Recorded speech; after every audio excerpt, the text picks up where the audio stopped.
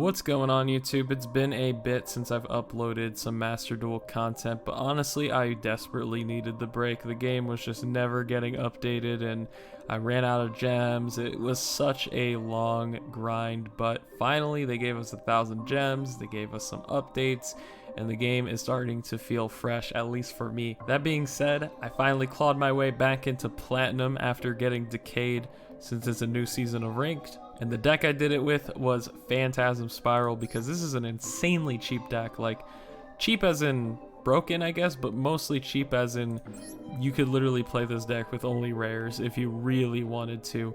But obviously there's a couple of SRs that I think are worth playing. They're not too hard to craft anyways, and you don't need these Solemn Strikes or the Terraforming if you don't want to use them. But anyways, the name of the game of this deck is you have this really broken field spell that generates tokens, searches all of your deck, allows you to use trap cards from your hand, and the catch is that you have to pretty much just play with normal monsters. But that's kind of the fun of it. So let's just jump right into the card by card. We got 3 copies of Pacifist, the Phantasm City. This is the heart and soul of the deck. Essentially, when your opponent activates any card effect, you get to summon a token, and that token has 2,000 attack and triggers the other effect that when you normal or special summon a normal monster, you get to search for a Phantasm Spiral spell or trap. So they have equipped spells that you can play, but honestly they're really bad. They're okay for closing out games, but the reason I don't play them is because they require you to play bricks. They're not particularly good to draw. There's not usually an opening to search for them when you would rather just search for the traps, because the traps are really broken. So you have 3 copies of Phantasm Spiral Battle. This is just a target and destroy a card on the field, not once per turn. You have to control only normal monsters in order to use this, and if you have Yumi on the field, which this card is treated as Yumi, you get to use it from the hand. Same thing with Phantasm Spiral Power. You need one normal monster, or I'm sorry, only normal monsters on the field. And if you have Yumi, you can use it from your hand. This is a negate rather than a destruction effect, and it also lowers the monster's attack by 1,000, so there's some funny damage step shenanigans. You definitely want to maximize your copies of these 2 traps because these are the best traps that the deck has, and you're going to be cycling through these like really freaking fast. Moving on to the monsters, we got 3 copies of Giga Chad Megalo Smasher X. This dude is awesome. I love this artwork. He's so sick. But yeah, he's a normal monster, 2,000 attack, water attribute. He's the optimal target for this deck because you need a normal monster to trigger the effect of Pacifist to get some searches going. And you also have synergy with Sea Stealth Attack, which we'll talk about later. So it's just the best monster to run for this deck when it comes to the normal monsters. I do play 3 Unexpected Die to get him out quicker if you control no monster, special summon a level 4 or lower normal monster from the deck. However, this card is very suboptimal. I just didn't want to spend URs, so if you have the URs or you already have this card from playing Dinos, please just play Fossil Dig. It is so much better because after that turn 1, if you have any monster on the field, even the token Unexpected Die is just like a dead card. And you don't really special summon with this deck anyways. It also just opens you up to Max C because they can chain Max C since it's not an inherent summon. So just using this to add the Megalo Smasher to your hand is so much better, but not better enough that I want to spend, 90 UR points, so let's not do that. Seeing the field spell is incredibly important because it's the only way you're going to be able to generate resources and grind with your opponent. You could open all the traps in the world, doesn't matter if you don't have your field spell within the first turn or 2. So I am playing 3 copies of Planet Pathfinder. You normal summon it, you tribute it, and you search for your field spell. Keep in mind your field spell cannot activate the turn you summon this guy because he is an effect monster, and if you did activate Pacifist, you won't be able to use this guy's effect. So just make sure you're careful with this card and don't accidentally turn off all your back row since it's an effect monster. But having 3 extra copies of like worse terraforming is really nice. I also recommend, if possible, like you could cut one of these since they're kind of weird in a deck where it says don't use effect monsters. You could cut one of these for a copy of Metaverse, which is pretty much just a slower terraforming. I think this would be really good for the deck, but again, it's a UR. I really don't want to spend that. Then of course, for consistency, we're playing the 1 terraforming. Add the field spell to your hand. I highly recommend spending the UR on this because this is good in a lot of different decks. 3 Pot of Prosperity. You really need to see that field spell. That's why I like this so much better than X-Trap. I draw 2 and just draw like 2 traps or something. You just really need the field spell plus something to summon. Actually, you don't even need something to summon. If you have the field spell, your opponent's going to summon something for you. So yeah, you just want to dig for that field spell and just excavate 6 off the top of your deck. And as you can see, we don't care about the extra deck. By the way, don't look at the extra deck. Like, I know some people, when it comes to decks like these, they'll be like, but you didn't go over the extra deck. What's in the extra deck? Literally every single card in the extra deck does not matter. It could be 15 fusions, 15 synchros, it could be whatever the hell you want. You don't use the extra deck in this deck at all. So I mentioned earlier that Sea Stealth Attack is very good in this deck, and I'm not kidding. This is one of the best continuous traps I've ever read. I play 3 copies of it, so when it's activated, you get to activate 1 Yuumi from your hand or graveyard. That only comes up if you're going second, because you can't really expect to activate Yuumi and then have it not get negated by something like an ultimateness.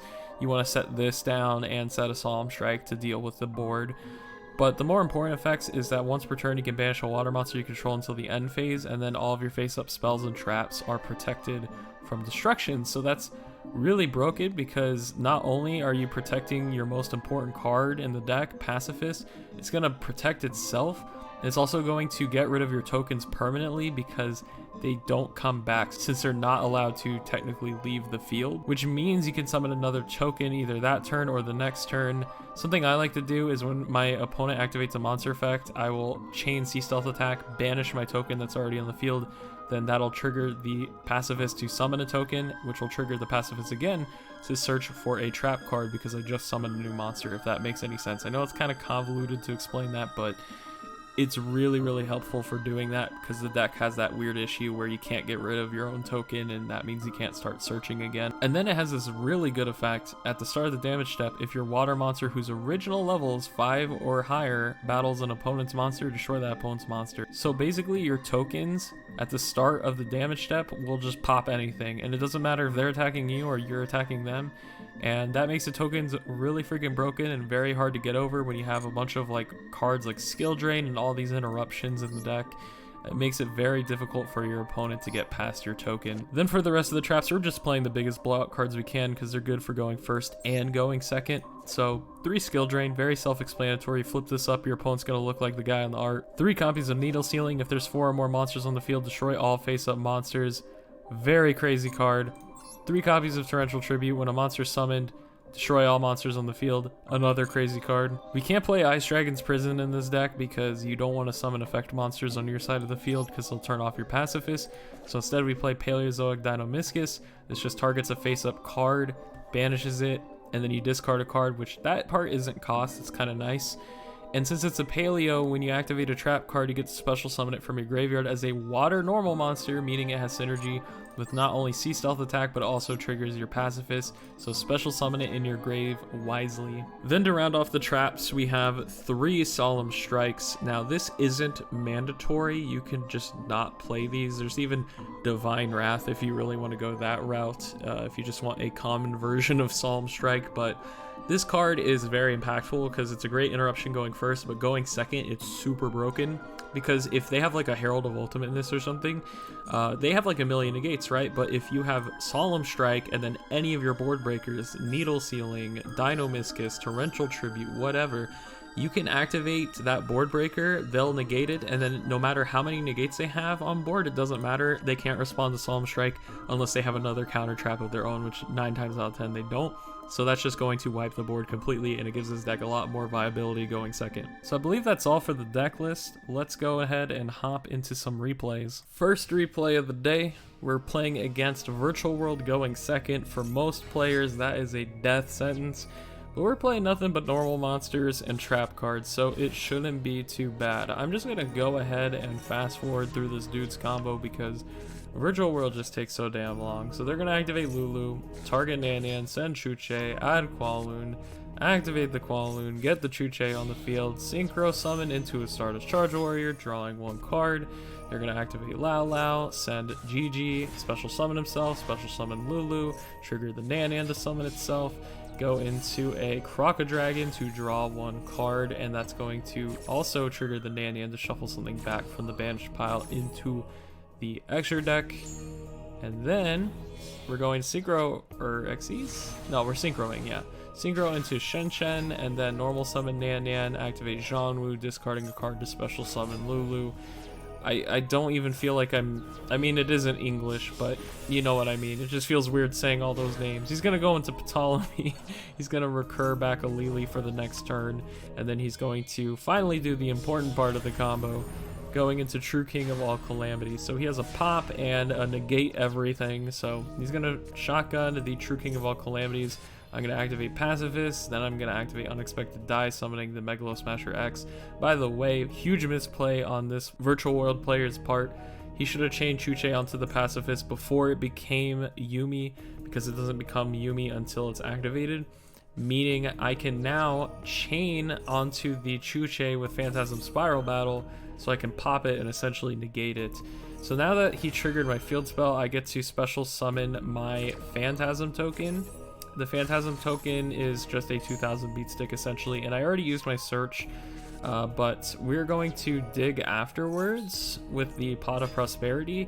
Now that we have the extra monster on the field, this is going to be even easier. We're getting the needle ceiling, so 4 more monsters. We have 5 monsters in the field. I'm going to grab that needle ceiling, speed this up a bit, there we go, and then I'm just going to set that down with the Dynamiscus because we can use the battle in our hands. Now, as soon as his turn starts, I'm going to just blow everything up. He's going to chain onto VFD, which was another misplay on this dude's part, because now I get to summon the token. But to be fair, I was inevitably going to summon the token anyways. But now that I get to summon the token, I get to use its other effect and search for the Phantasm Spiral power. So I have a negate and 2 pops, plus the banish off the Dynamiscus. He's going to special summon Shen Shen, banishing 2 monsters with different attributes, or is it types? I honestly forget. I'm too lazy to read. Who cares? It's out of here. We're banishing it with Dynamiscus. I'm going to discard the Spiral Power because you just want spot removal when it comes to Virtual World. They activate monster effects in hand. They have a lot of like continuous spells and traps. It's just nice to have the pops. He's going to activate Lulu after adding it and target the Kinglong, and because he's targeting Kinglong, I get to pop it with Spiral Battle, which means it won't resolve and Lulu will not get summoned. I special summon the Dynamiscus here for the extra damage, but in hindsight, maybe I should have waited an extra turn just so I can get the search off of Pacifist after summoning this, but I really wanted to get that damage in because I do not want to let this guy live any longer than he needs to, since Virtual World just needs 1 card to come back from the worst game state. So I'm going to normal summon Pathfinder. We're going to swing with all of our monsters. Main phase 2, activate Pathfinder, get that extra Pacifist in hand, but he's going to respond with the Call by the Grave. Honestly, I'm just glad that we got that back row out of the way because that was kind of scaring me. No cap. Then that's negated. It's going to be his turn. I know he can't do too much. I think a battle should just end his turn since Virtual World needs 2 cards to combo, 1 on the field, 1 in the hand, and he has a discard with Kinglong, so that's pretty much going to be what happens. He's going to normal summon GG, he's going to activate Lulu. I specifically wait for that so I can target and pop it, so Lulu won't resolve. He already normal summoned, meaning he won't have a monster on the field. So that is out of the way. I am now in a very good position. However, it is kind of scary that he has Lulu in hand and I don't really have any interruptions, but I draw the skill drain, so who cares? We're going to attack. We're going to set down the drain and then pass our turn to our opponent. They're going to draw, and that is going to be the game, I believe. Yep. Replay number 2, we hard open the Pacifist, which is fantastic. That means I don't have to get Ash Blossomed or anything. I'm going to set down Torrential and Solemn Strike, keeping the other strike in my hand just in case we get blown out by a Feather Duster. He's going to start off with the Bird Call, meaning he's on Leerless Tri-Brigade probably, but that's going to trigger my Pacifist to summon the token, which will trigger the Pacifist again to search for Spiral Power. So now we have a negate, a pop, another negate and destroy, and a Torrential Tribute. So I'm feeling pretty fucking comfortable if I say so myself. He's going to Xyz into the Recital Starling, so I'm going to immediately Solemn Strike that because that's a big choke point for the deck. Then he's going to follow up with the Caress, so I have to go ahead and pop that before he's able to Link Summon with the Graveyard. He's now passing to us, which is fantastic. We got to hold on to the Torrential Tributes. I'm just going to go ahead and swing for 2k, set down the Drain, set down nothing else actually. It's going to be his turn, and he's quitting. So this duel was actually a loss for me, but it was so much fun and so grindy that I felt like it was worth showcasing. He's gonna normal summon Kit, go into Almirage, and that's pretty much gonna get his whole combo because he gets to send Nerval, add Karass, and then special summon the Karass. And then Karass is gonna be able to special summon with the Graveyard, going to link into Rugal, go into Appaloosa for 2 negates, plus you have that Almirage protection, pretty nice if I say so myself. Set 2 cards and pass, and one of those is, you know, 1000% Tri-Brigade Revolt. They always open Revolt. I'm gonna normal summon Pathfinder, he's gonna chain Almirage, I guess. I'm gonna activate its effect, grab Pacifist. He's going to do the smart thing, which is gonna be immediately chain Revolt, so I don't have an opportunity to summon a token and get my engine going. I'm just gonna speed through this because for some reason Revolt has like 30 inputs. I have no idea why they felt the need to do that, but yeah, it's gonna summon a bunch of monsters, link them into Shurag. Shurag's going to banish the Pacifist, and then he's gonna get a whole bunch of card advantage from the other Tri-Brigades. And from here, I just have to set 5 and pass after, you know, he's done adding a million cards. Then it's his turn. He's gonna activate the, which one is that? Fractal? Yeah, he's gonna activate Fractal. And then he's going to get Karass on the field, he's going to banish another card, and I'm going to fast forward it from this point on because this is going to get very slow in a second.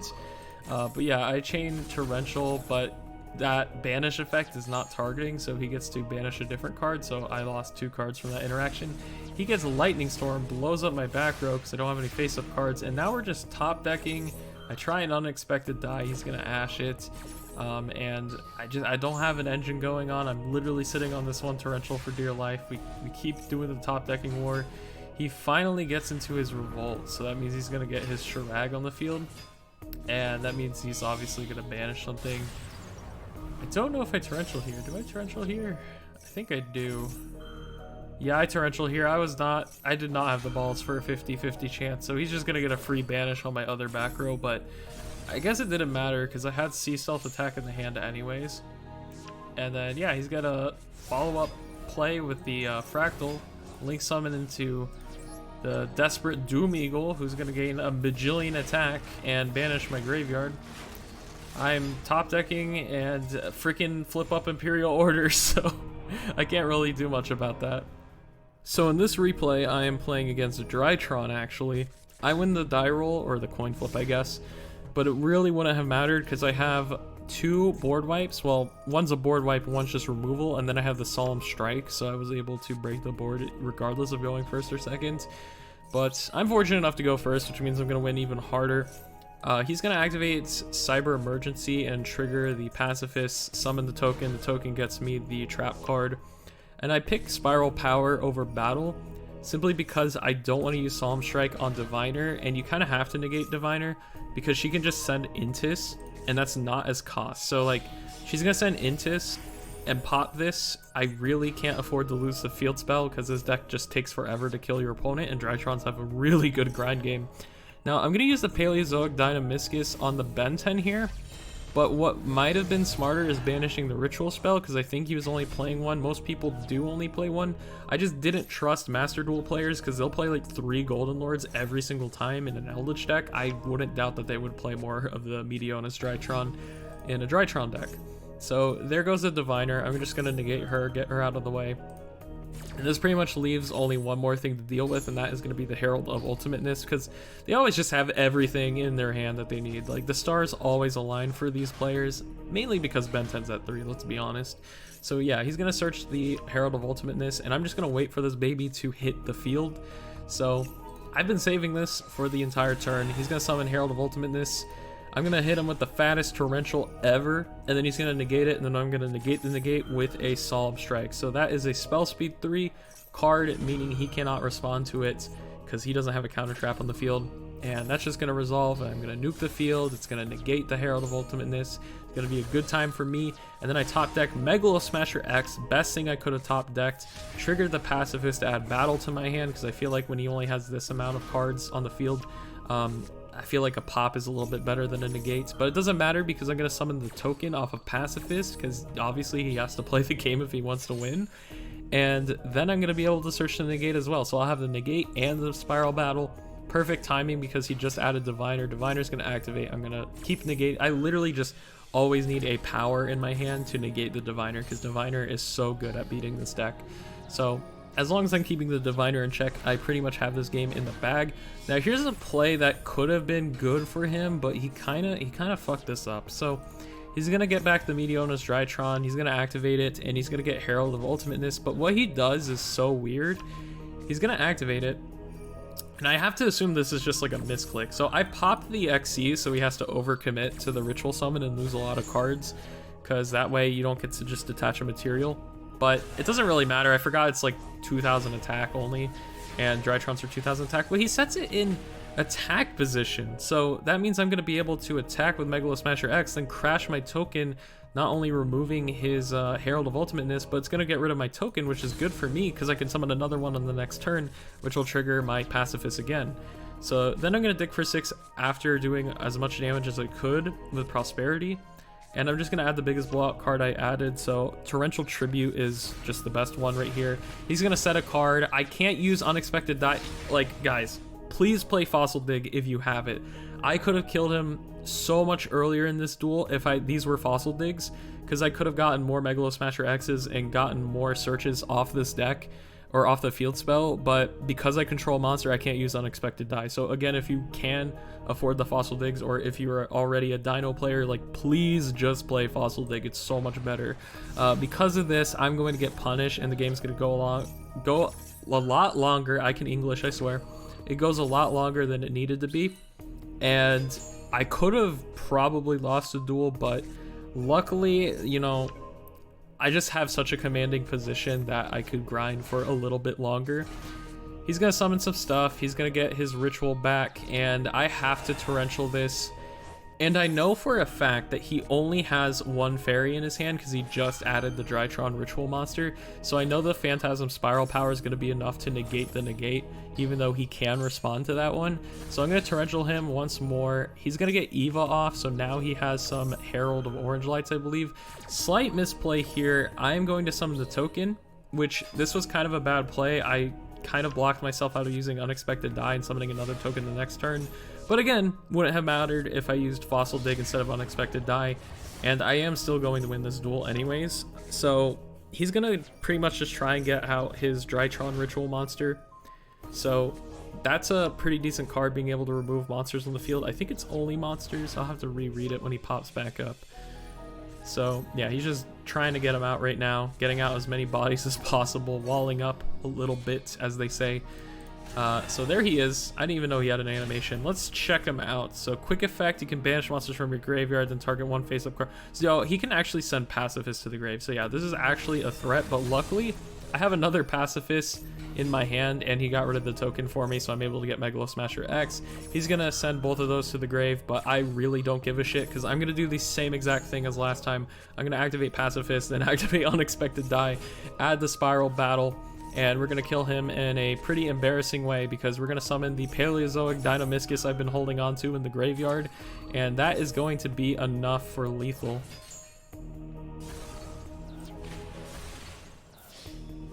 So closing thoughts on Phantasm Spiral.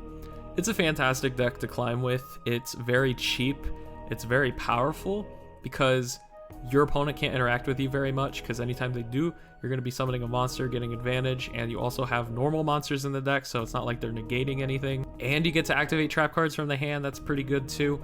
The problem with the deck is it is very susceptible to back row removal, and it also has some issues when it comes to closing games, especially without the equip spells, which even if you were running them, you're going to be bricking a lot with those, and it's also difficult to find an opportunity to search those when you would rather just search a trap. So sometimes that buys your opponent enough time to just kill you because you run out of Phantasm Spiral cards. And also the deck sometimes has issues, like if you don't see C-Stealth attack, not only are you losing to back row removal, but you're kind of missing out on getting rid of your own tokens so you can generate more advantage. So I think the deck is alright. It's great for climbing, definitely viable for Plat, definitely viable for Plat 1 even, but I wouldn't say this is going to be like a tournament topping contender by any means. Anyways, thank you guys so much for watching. If you enjoyed the video, make sure you leave a like and subscribe. It helps out the channel a lot like this. The next deck profile I'm planning on is Adagnister, or maybe some normal rare festival stuff. We'll see what comes up first. But anyways, I'm going to head out now, guys. Later.